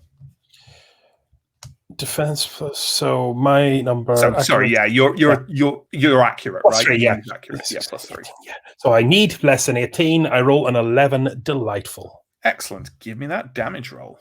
That damage is a D10. 3. Yep, you charge in and kind of batter it back. You don't immediately go for the killing blow because you've dashed into place, and you just kind of ram the thing with kind of the staff, essentially using your polearm as a staff. You ram into the breastplate, and it staggers back a bit, but you don't appear to have done any coherent damage to the thing. And you used up your movement action by moving into place. So who is next? We've got Anton. You're on mute, I think. You are on mute, Mike. Your mic is on mute, Mike. Mike. Sorry. Would Anton think that these creatures are abominations or are undead? I wish I had the answer to that, Mike. Because and a little bit of feedback for Free League here. The type of these things aren't listed. And it says they're almost identical to another thing. And I went and looked at that other thing, and that other thing's type also wasn't listed.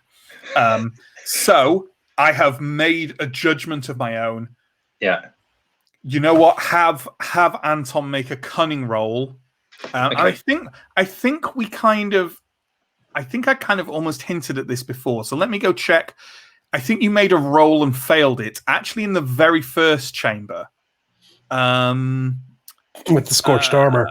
Yes. Make a cunning test. And you're getting this because you have a ritualist. Okay. I need 11 and I got 3. Okay. You basically, you're making the connections in your head now with this scorched armor you found in that first chamber that had the exactly identical runes on it. You don't know the ins and outs of this ritual. It's not broadly one that the Church of Prios uses. It's one that the Order Magica tends to use, and practices of what they would broadly call wizardry use. And it's a ritual to summon and control a flaming servant. This seems to be an archaic form of this exact practice, and you would definitely not consider the thing that it summons. It's a spirit. It's not an abomination, or it is not something cursed in the eyes of Prios. So no, you don't think your holy aura will damage them, but it would still heal your friends. Okay, no one's taken any damage, right? So, no, they have not. No. I won't do it for the time being, just to save on the corruption. So maybe I'll sort of maybe position myself a little bit more towards the back of the group and keep an eye on the other passageway, I guess, which is directly behind us now, to make sure that nothing is sneaking up on us from that direction as well. Sure. You're not using your blessed armor or anything like that? No, I don't think so. Yeah, because they're kind of being funneled into, coming out of the passageway into this chamber, and everyone else is sort of surrounding them, right? To a certain degree. There are 3 coming out. One is engaged with Ephenea, one is engaged with Steo, and the other one is moving around to the left. No one has engaged it yet. But there is still yourself, Ascarai, and Urfons there. Okay, in that case, maybe I will use my blessed shield. So I'll roll for resolute. So I was going to say, if you're not doing anything this turn, because it uses a turn to trigger it, doesn't it? Yeah, I think, does it? It does. All magical powers do. Yeah. Anyway, that's irrelevant, and we'll just gloss over why that's irrelevant. Would that be? I mean, you said to gloss it over, but would that be because you failed the resolve roll? What is your resolve? Like 13, I think. Yeah, I needed 13, and I rolled 17. At this point, at some point in the not too distant future, you're getting some amazing luck, Mike. Maybe not in I this actually think game. that I rolled pretty well tonight up to this. No, I just mean your resolve rolls for triggering your mystical powers over the course of the entire campaign. I have to think that at some point Antom's going to wonder whether he really knows this spell. Like, actually know how to do this. Like, at some point, he realizes he's going to question his entire faith. He's gonna be like, I don't think Prios really doesn't love me. I'm just going to say, I think that's something that Keller taught me how to do. Like, let's just say that's how I learned that. You're just kind of realizing that you realize this whole time you forgot to carry the one. Yeah. Every time. Okay, no problem. So moving onwards, we've got Earthons. So Earthons is going to dash forward to engage the one that's moving around to the left. And as he does so, he's kind of just stood in a ready position. And as various of you have seen before, I don't think Elle was here when we described Earthons fighting before, and it's fun to do. So let's do it again. He kind of bounds forward a little bit and then flips himself up into the air, and almost instantly he was kind of pulling the sword, his long silverish glittering longsword behind him, and he just becomes a blur of swinging silver metal.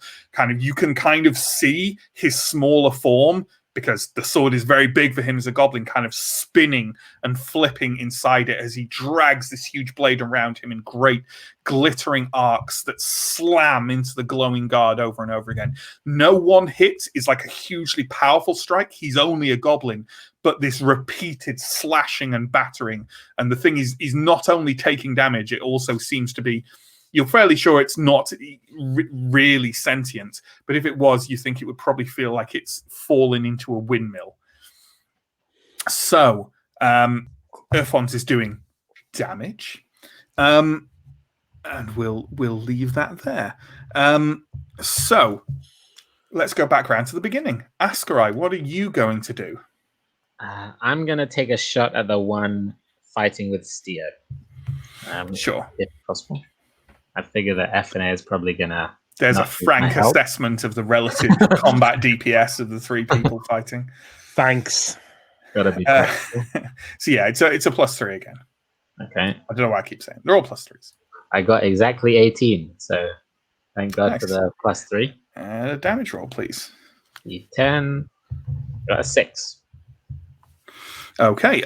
Your arrow kind of impacts on one of the shoulder guards of the guard fighting Steo, and it pings off against a wall and falls to the ground in several pieces. Nice. You doing anything with your movement? I don't think so. Probably stay towards the back. Yeah. Makes sense. Sounds good. So, Ephanea. Right, let's deal some damage. So how far am I from the? You are engaged with one of them. I'm engaged with them. Yeah, it managed to move up to you, but not kind of attack you in the last turn. So. Well, might as well attack this one then. So I'm gonna roll to hit with my big old cursed sword. Yes, needed 18. Rolled a 5, so I definitely hit it. I love how each attack from you is almost guaranteed to be 2 attacks, because it's really difficult for you not to go above something's pain threshold. Oh, God. Right, 4, 6, 12. Oh my God. Oh well, no. I only rolled an 8 this time. Well, that was me saying D4, D6, T12. Sorry. Okay, 8 damage. Only an 8, 3, 1, and rolled a 3, rolled a 1, rolled a 4. That's absolutely shameful.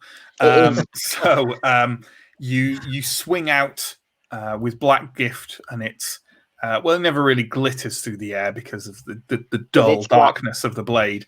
But it basically slices through the breastplate, kind of just entirely horizontally along the left of it, and the bottom bits of the breastplate just kind of tumble to the floor. But otherwise, the glowing guard seems to register it in not a very great degree. So, guys, we've ascertained its pain threshold is 9. No, but it has armor. Remember. True. You hit it for 8, right? Yes. Yes, that's fine. So we've got the guards now. So let's take them sort of left to right from your perspective. So we'll start with Earthons, and the guard swings at Earthons and misses him. He's very hard to hit because he basically doesn't stop moving.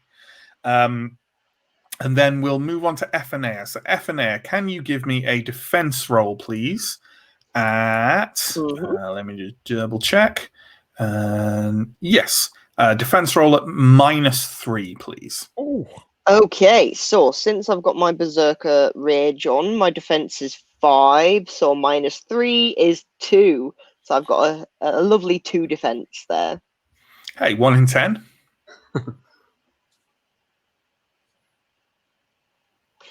10. So no. So no. Okay, then can you give me an armor roll, please? And remember, I can you've indeed, got and I negate. So basically, I'm rolling. It's like I negate to a D4's worth of damage, don't I? I don't know. Yeah. So I've got level 2 in Berserker means that, Sure. Right. Yeah. You negate a D4, so just add a D4 to your armor. Yeah. Yeah. And don't forget you're wearing medium armor now. I am. In fact, would that change your defense, or have you already It worked doesn't. that out? Well, it does change it. I think it changes my defense from 9 to 10, but because I'm in Berserker Rage, Right. my defense It's is 5 5 anyway. anyway. Yeah. So, I will do my damage rolly stuff. So yeah, your armor will be D6 now instead of D6. yeah. I think it was a D6 anyway. Crow armor was still a D6. Oh, it just improved your defense by Yes. switching it. Yeah. I remember. So- I remember. And then I'll roll my D4. So 5. Okay. One of its short swords, which you're now close enough to see, are faintly glowing, and as it slashes around in front of you, you feel like a slight wave of heat come off it, and it bashes against kind of the rough leather and scale collar of your new armor, and just bounces lightly off it, and doesn't penetrate your armor. And then it swings with its other short sword, because they get 2 attacks a turn. Excellent. Give me another defense roll, please. I am correct in thinking it's a D20 roll for your defense roll. Correct. Yes. Okay. Good. Right. So let's come on. Lucky number 1. No, I got a 19, so it definitely Okay. hits me. Another armor roll, please. And another armor roll. 6. 6 in total. Yes.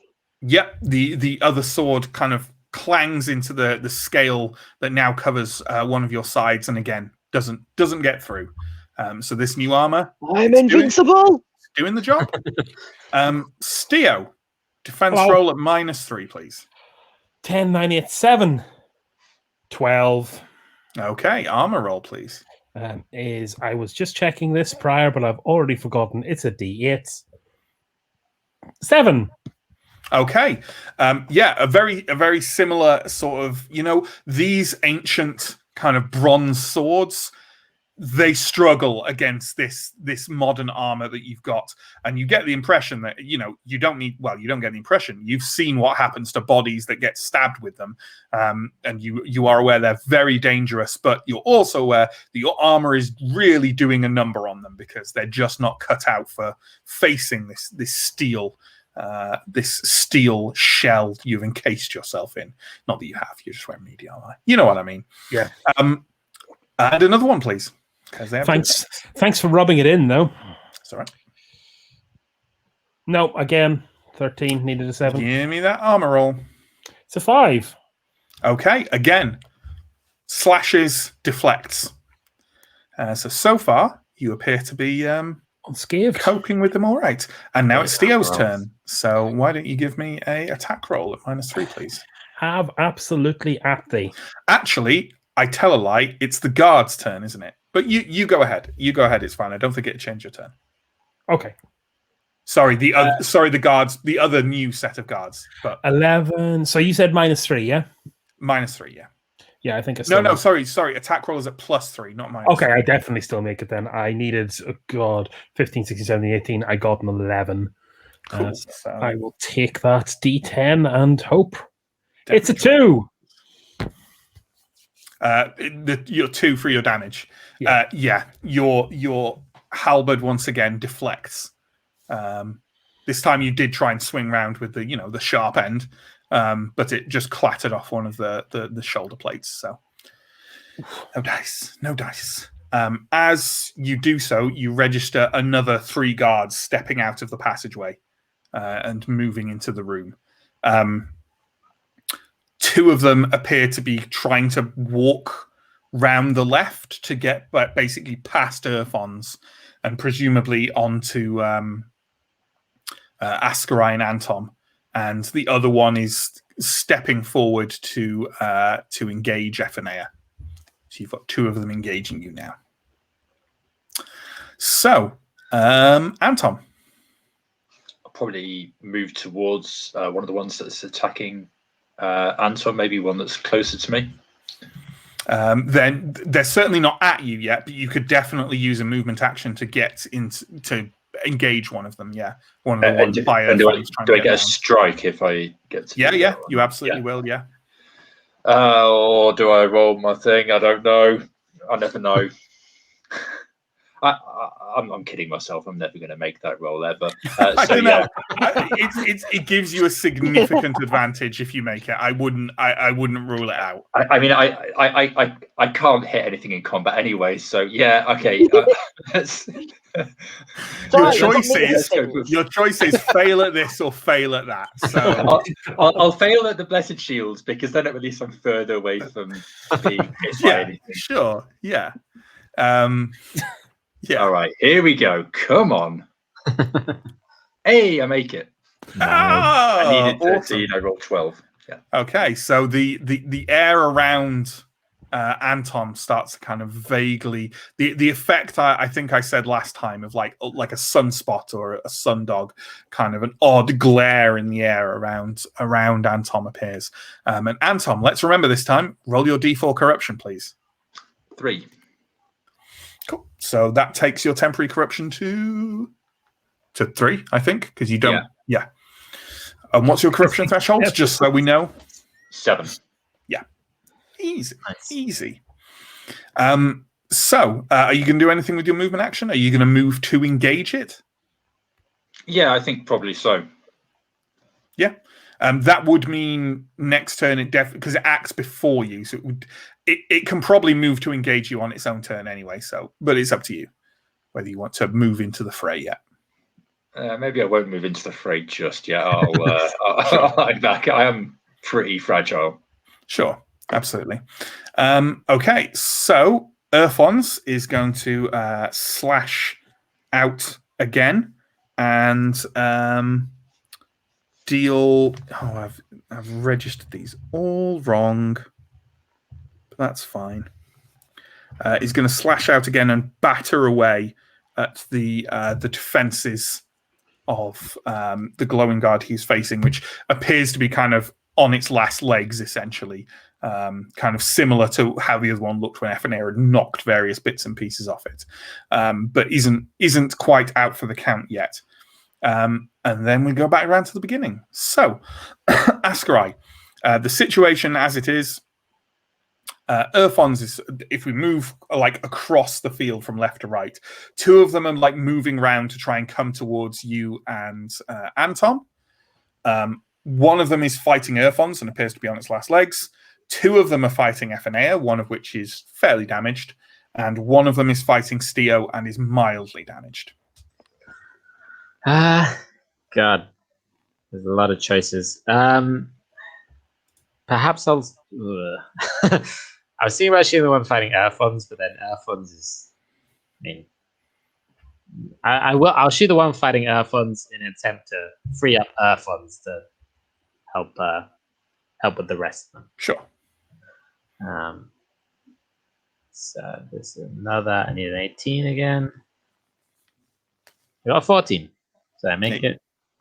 And a d10 damage, I got a 5. Exactly enough. So you fire an arrow which kind of goes, and quite easily goes over Erfon's head, and manages to get through that like constantly spinning cyclone of silvered steel around him, and slams directly into the breastplate of it, and it just kind of it's instant the way these things come apart. You know, it just shatters apart the armor, and the fire hangs for a brief moment in the air and then goes dead.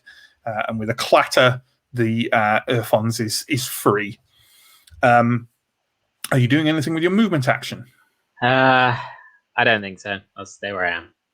Okay. That's great. So, Ephenea, you're now facing two of them. Okay. Are you striking the wounded one or the new one? Well, makes sense Damaged.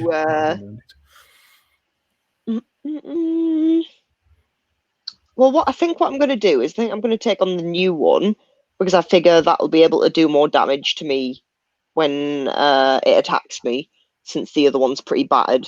So yeah, I'm going to. I mean, although I would say purely mechanically, there's no difference if something's wounded, because you don't get penalties when you're wounded. Yeah, no, I know, but that role play wise, that will be Ephenea's decision. Sure. So that's what she's going to do. Right, do an attack. Hopefully, yes, I rolled a 7, so I'm gonna hit it with my big sword. With your big sword. Do it. 11. 11 damage. Yes. Nice. Yeah. Okay, so yes, you smash into it. First with kind of the hilt of Black Gift with the pommel, you smash aside its face guard and then cut down deep, severing part of the breastplate, part of the greaves. And again, you seem to, it has some kind of odd spiritual malfunction where the flames just flicker harder and quiver in the air as the armor just kind of turns and kind of loses control a little bit, giving you the chance to either knock it prone or get a free attack in on it. I'll get a free attack in on it. Also, can I just note that from now on, whenever Anton fails his roll, I want it to be called a spiritual malfunction. I am all in favor of this. All in favor of it. All right, cool. I'm going to roll to hit once more. And I do not make it. I rolled a 20. Oh. So that's a fumbled hit, isn't it? That's a free attack on you, I believe. It is. Yeah. Where did I put the rules for those? Yeah, fumbled hits. Yeah, you take a free attack from the target. So give me a defense roll, please. It's a -3. Yeah. Oh god, defense roll. So yeah, 2. Excellent. Nope, got a 9. Okay, give me that armor roll, and remember your berserker armor.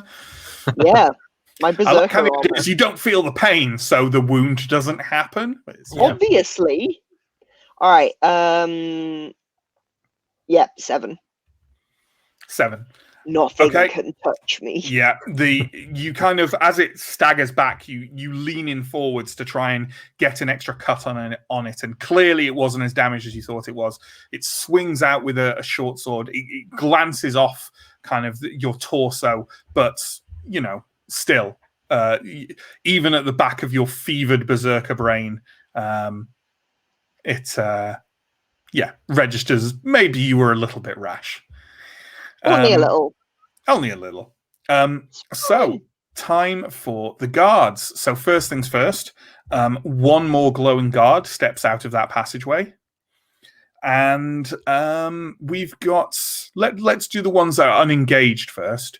So, one of them is going to turn to Erfons, who is now unengaged, and kind of jerk forward and try and strike at him. One of them is going to carry on its path on the way forward and engage Anton. and the others are just going to strike at who they're already fighting. So let's start with the one attacking Anton, shall we? So Anton, can you give me a defense roll at -3, please?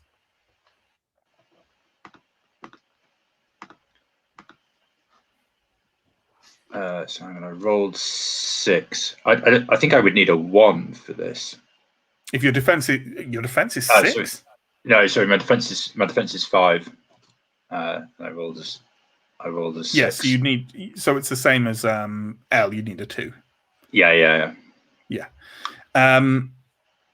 So you get hit. In other words, give me an armor roll, but you get your blessed shield on top of it, right? I do. Yeah. So I get my normal D4. What does blessed shield add? Another D4. Yeah. So I get 1 for that, and then blessed shield is another D4, and I roll 2. Okay. Our first wound then. So this thing kind of careens through the darkened room towards you, and you kind of try and ready yourself. You've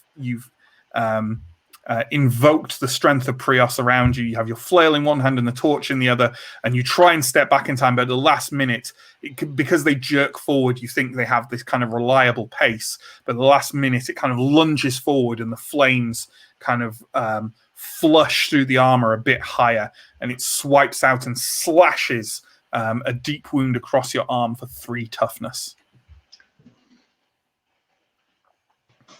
Ouch. And then it swipes with the other sword. So give me another defense roll, please. I rolled a 12. Okay, so give me those armor rolls again. This time I roll 4 and 4. Wow, fantastic. The other arm kind of coming around with a short sword kind of slices across your thick robes, and sort of, because of the thickness of them, just the wrist, not that there's a wrist in the armor, kind of bends back slightly and doesn't get the right amount of purchase to actually slash through. So you are unhurt by that second strike. Right, let's move on to Steo. Let's go for Steo. So give me those good old... I mean, you could go ahead and just make the 2 defense rolls if you want at the same time. It's up to you, but they're both at -3. Yeah, so 10, 9, 8, 14, and 18. Failed both. Cool. So why don't you just give me some double armor rolls there? So first D8, I only got a 1. And the second D8, I got an 8. Okay. So the first strike that it does, it kind of reaches under your guard and slashes at your groin, fortunately not catching you deeply there, but cutting you across one hip, kind of where your armor comes together and driving in deep for 4 points of toughness damage. And the other sword was kind of, basically that was the other sword was fainting towards you and doesn't manage to make contact, but you are hurt. And then Ephenea, so you've got 4 defense rolls to make. It's up to you whether you want to do defense roll, armor defense. It's up to you, whatever's easiest for you. I'll just make the 4 defense rolls. How about make the 4 defense rolls and then make the armor rolls and let me know what those what all the armor rolls that apply are. 1, 2. How's everyone else 3.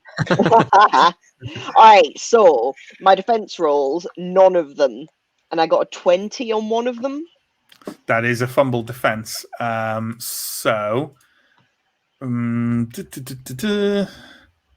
just means the damage received is increased by 3 before the armor is rolled. So roll your armor, do the rolled armor 3 times for the normal ones first, and we'll deal with that first, and then we'll do the last one. All right, so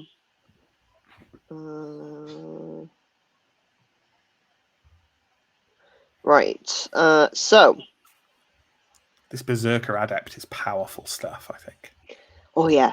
So I rolled 4 on one armor roll, 4 on another, 7 on another, and then 6 on the fumbled one. On the fumble one, okay. Yeah. So one of them comes at you fast, kind of slashing its blades in the air before you, and just manages to cut you twice lightly on your forearms as you kind of try and fend it off.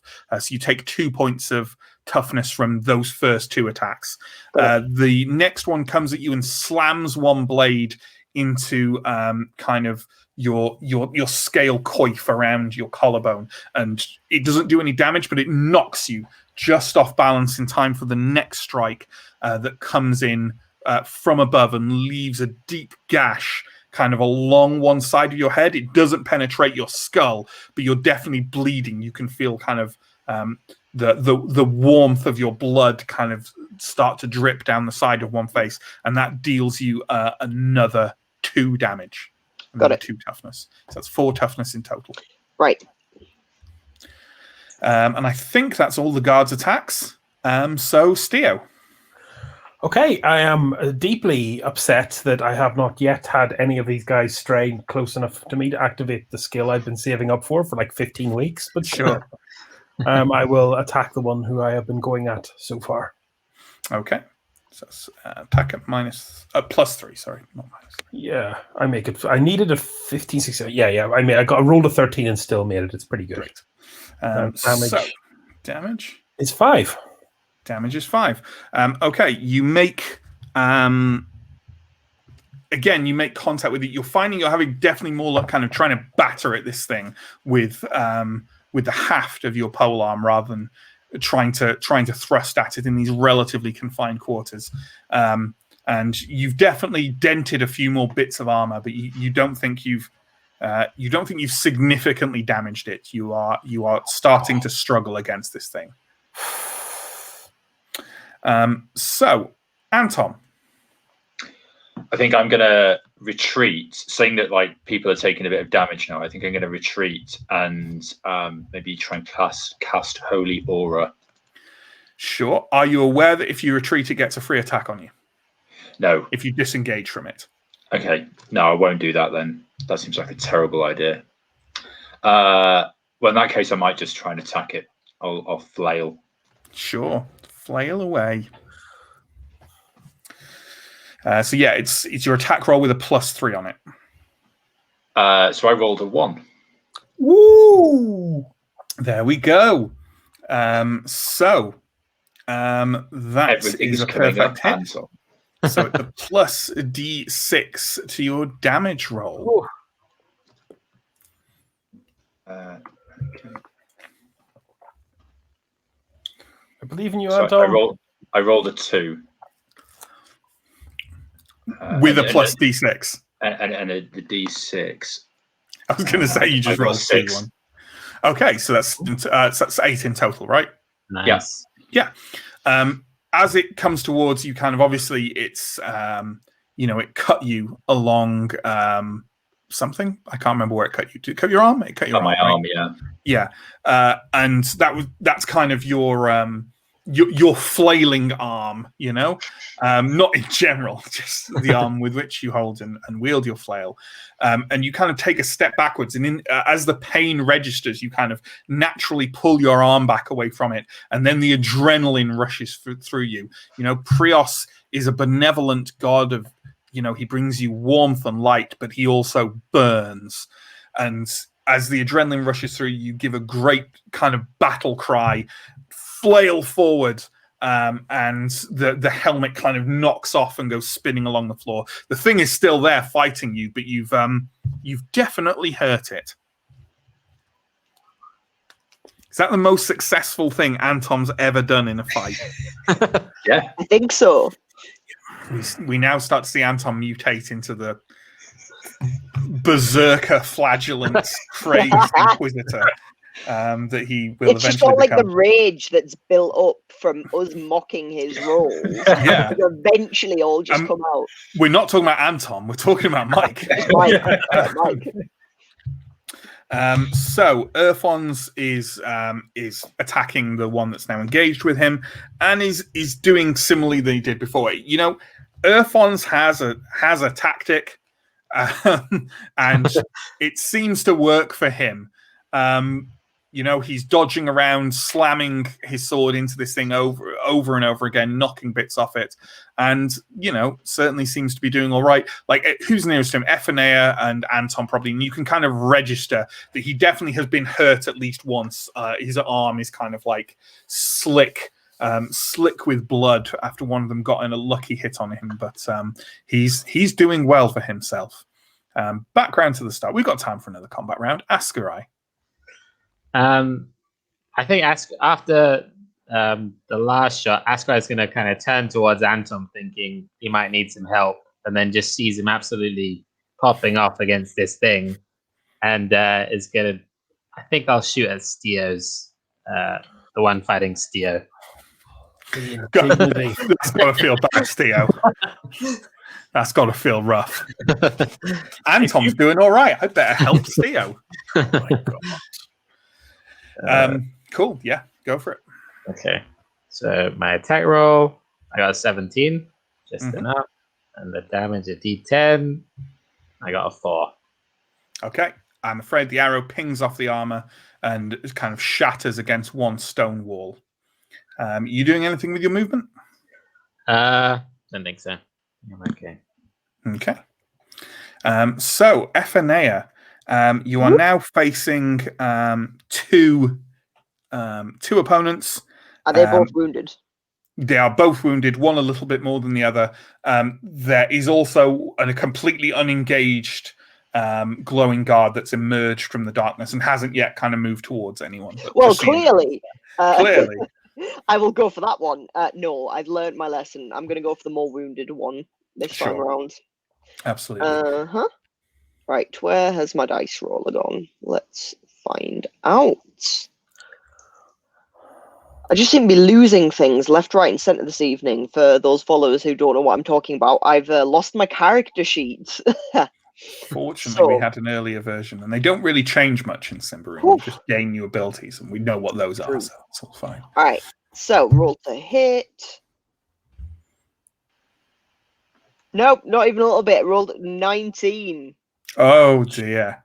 Oh, Anton, save us all. So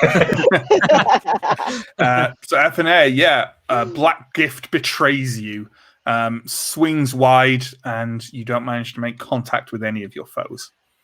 And now it's time for them. So let's kind of go around clockwise here. Let's go with Steo first. So a defense roll at -3, please. No, I got a 15. Okay, then an armor roll, please. A 2. Oh God. Okay. It's strike. Well, you know what? Do it again because they get the 2 attacks, right? So. And 11, so also a failure, and another 2. Oh my! I am not in a good state. Okay. Everyone. How much toughness do you have left, out of interest? I have. It could kill me if it tries really hard, but to answer your question with a real number and not just padding while I aimlessly tab through Google Documents, I can't know. I didn't notice. I have 8 remaining. Okay. Well, 6 of that is gone.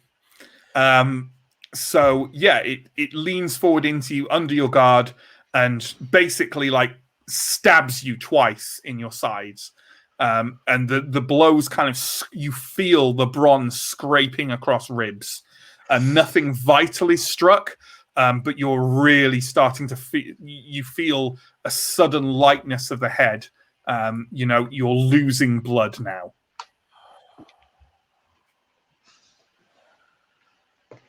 Yikes! Frankly, yikes. We fucked up, guys. overconfidence.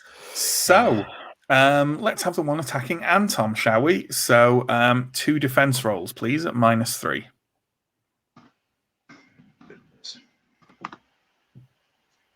No. Oh my God. I mean, I'm not. I don't think I'm ever gonna do that because, like, my you will. 1 in 10 times, according to RNG. But yeah, no, but that doesn't apply because it's Anton. That's true. That's fair enough. Okay, give me those armor rolls then. So don't forget your blessed shield. Oh, should you be rolling resolute every round to maintain it? No, not for this. I think it's for Holy Aura. That's Holy Aura. Okay. Yeah. yeah, the effect of Blessed Shield lasts until the scene ends. Great, fantastic. So That's my- good. So for my armor rolls, I got a 4 and a 3 on the first one. Great. And then a 1 and a 2. Okay. Well, the first blow that comes towards you kind of slows and stalls in the air, and there's kind of a small, almost indistinguishable sort of flare of sparks as Prios's blessing keeps you safe. Unfortunately, there's no such luck on the next blow, and it slices through the air and into your upper arm a little bit and leaves a matching kind of slashed wound with the one on your forearm. So take 2 more toughness, please. And what's your toughness at now? 5 out of 10. Okay, not too bad. Could be worse. So that's the guard's action. The one that is unengaged is attempting. You know what? It's going to walk round the other way. It's going to walk round past Steo. It's going to walk to its doom. So it's clearly trying to get around and maybe engage Ascarai. But Steo, you get a free attack on it because you've got the fancy polar mastery. Get wrecked, nerds! Yes, I get it. I rolled an 11. And my D10, I rolled a 9. Hey, there we go. Quick mental calculation in my head. As you know, you're backing off and feeling lightheaded, but you see this thing on the edge of your vision, kind of like clankily moving past the doorway you're trying to guard. And in the haze of your, not panic because you're a disciplined individual, but your slight raised adrenaline at losing this blood and losing ground, you think, well, there was a reason I stood here, and I'm not going to let that damn thing get past. And you thrust out with one long strike of your halberd and clatter the breastplate and one of the gauntlets of the thing aside. It's still there, but it's kind of staggering back a bit, and it's still making its way round. It's kind of it's not engaged with you, but it's an engagement range. Basically, it seems to be continuing to go past. But I'd say when it does so on its next turn, you'll get another free attack of it because it'll be disengaging from you. Okay. If that makes sense. That's fair enough. And that is a reduction to there. So, Anton, probably the last action of the session here. That was a free attack for me. So do I not get a Oh standard yes, attack? sorry. Of course, is your actual turn now as well? Yeah. Yes. So go ahead. Yeah. Are you striking at the one that's moving past you or the one you're fighting? No, the one that's fighting is probably the one I stand the most chance of causing damage to at this stage. Sure. Here we go. 3. That was very good. And now for the damage. A mighty 8. A mighty 8.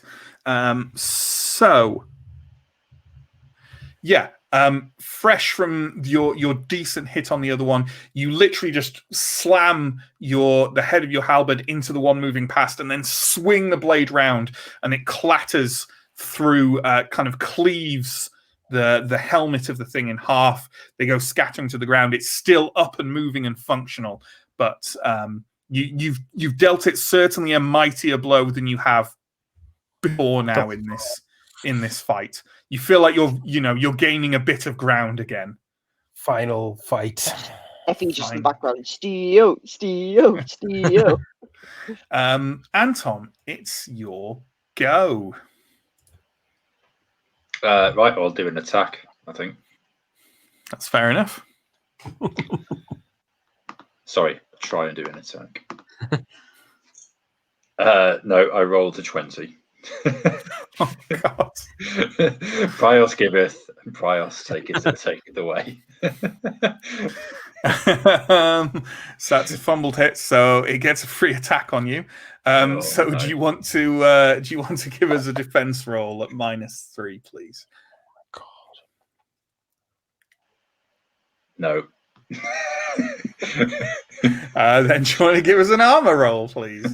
4. 4. Okay. Yeah. Flush with the confidence of the previous strike, you move forward far too far, and the thing just swings around. It doesn't make contact with the blade, but the hilt of the short sword bangs into your temple and leaves you kind of like staggering back woozily. Take 1 toughness.